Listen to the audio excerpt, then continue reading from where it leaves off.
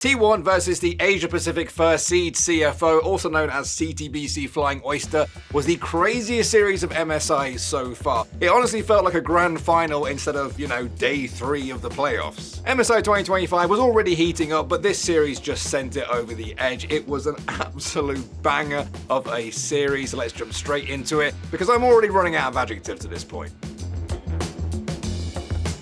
Before we get into the video, I'd like to thank our sponsor, Omen, for being our portal to possibility by sending our crew on an esports world tour. Our second stop this year was at one of League of Legends' most prestigious events, the Mid-Season Invitational in Vancouver, Canada. Unleash your ultimate gaming potential with the Omen Max 16 laptop. Crafted for powerful performance, the Omen Max 16 is equipped with up to an Intel Core Ultra 9 processor, offering gamers desktop-level performance anywhere, encased in a light, portable body they can take on the go. Then there's also a groundbreaking new self-cleaning fan technology called Fan Cleaner. Powered by Intel, this built-in feature periodically reverses the fan's direction to prevent dust buildup for absolutely peak reliable performance. And for the first time ever, Omen gives players the ability to manually overclock their laptop CPU and GPU for max performance, up to 250 watts total processing power without having to go into the BIOS. Thanks again to Omen for helping players navigate through any gaming obstacle to reach new levels with the Omen Max 16, now available at omen.com. And now,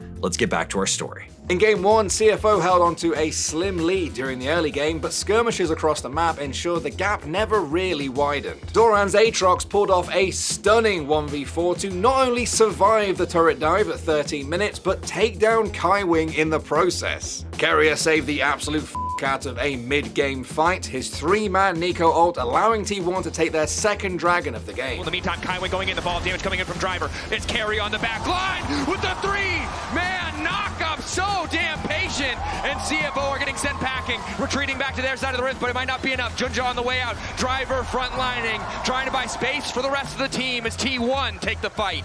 An incredible Scion ult from Driver at 25 minutes caught Gumayusi and set up Honkyu's Victor to run over T1 and swing the gold lead back in their favor. But it swung right back to T1 less than 2 minutes later when their Deathbrush pick on Kaiwing turned into 3 kills with another beautiful Nico ult from Keria. The Aegis Assault can't block an assault from both sides, and in goes Keria! CFO had all the tools, all the advantages, and in a blink of an eye, they just disappear.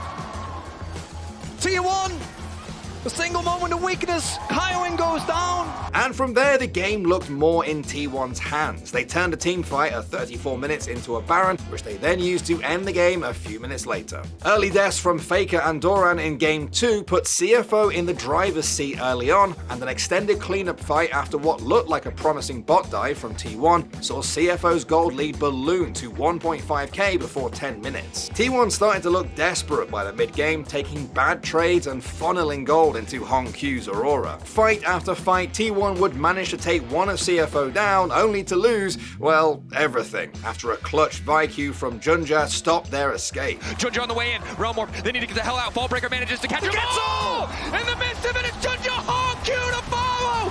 Absolute destruction for CFO! By 27 minutes, T1 could do nothing but cower behind their Nexus and watch as CFO took it down. Their carries ending the game with a combined 21 kills. The Honku show continued in Game 3, his Swain pick along with some Doran overreach helping to solidify the early game in CFO's favor. An explosive Atakan fight at 22 minutes left CFO with just enough HP to take it right in front of T1's bloodied faces. And soon after, T1 were forced to try and stop the Dragon Soul, but their efforts were in vain. CFO took the fight and Doggo took MSI 2025's first pentakill. Faker off to the side.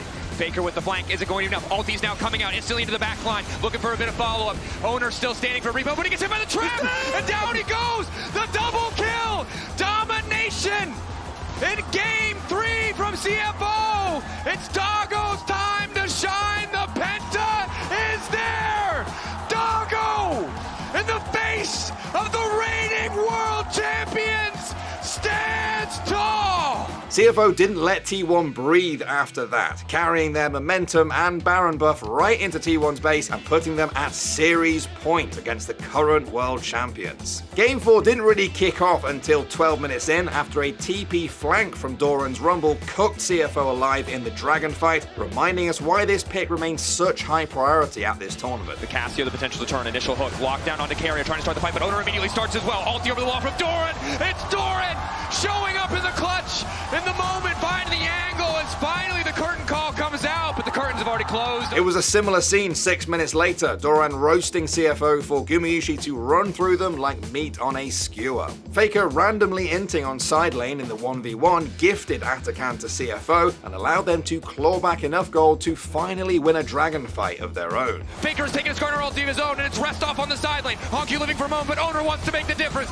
Cassio goes golden. Rest in the back line. Mbessa, Junja, they're making it happen. T1 taken down in the pit. CFO took their third dragon and the game's sixth, but then found themselves outnumbered in a 3v5. Honku felt understandably confident enough to take on the remaining T1 members, but a clutch heroic charge from Carrier gave T1 just enough to take down the monstrous Cassio, and the equally monstrous death timers were enough for T1 to take the Nexus and set us up for silver scrapes. Doran started off game 5 with a beautiful solo bolo. Kaiwing's unsealed spellbook on Rakan allowed him to outsmite Owner for the first dragon. A Tahm Kench masterclass from Carrier not only saved Faker in the top lane, but turned it into 4 kills for T1 in the extended fight. Dustin, and down he goes.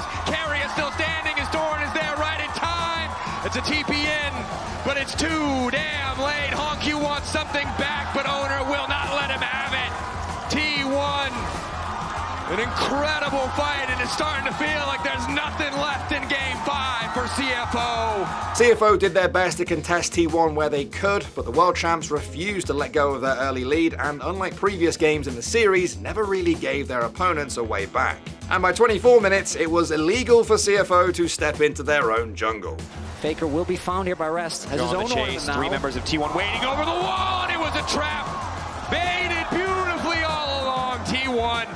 T1 eventually closed things out not long after, just before the 25-minute mark, in what proved to be, without question, the most thrilling and chaotic showdown we've seen at MSI 2025 so far. Honestly, I had to remind myself we weren't witnessing a grand finals at some point. It had that kind of energy. 1.67 million peak viewers tuned in for that series, according to esports charts. Just ridiculous figures this early on. Now, obviously for T1, parts of that series will be a little bit concerning. Individual mistakes and some uncoordinated team fights gave CFO certain openings, but that is not to take any credit away from CFO at all here. They looked absolutely clinical at times. I might be a Honku stan at this point. If you're another team at this tournament looking at the series that CFO just played, you've got to be pissing yourself at this point. They look like finalists. And honestly, if it wasn't for Doran's heroics in Game 5, T1 might not have even won the series. He came up huge for them. T1 will now advance for a rematch of the Worlds 2024 Grand Final after BLG took down the LEC's Koi earlier in the week. The winner of that will play the winner of Gen.g versus AL, the #1 Korean and Chinese teams from Spring, respectively. Meanwhile, in the losers bracket, G2 and Fly will face off after their 3-1 losses in a series which honestly could go either way. And then of course we have CFO taking on Koi in what might have looked like a Koi favoured matchup going into this tournament, but after seeing that series versus T1,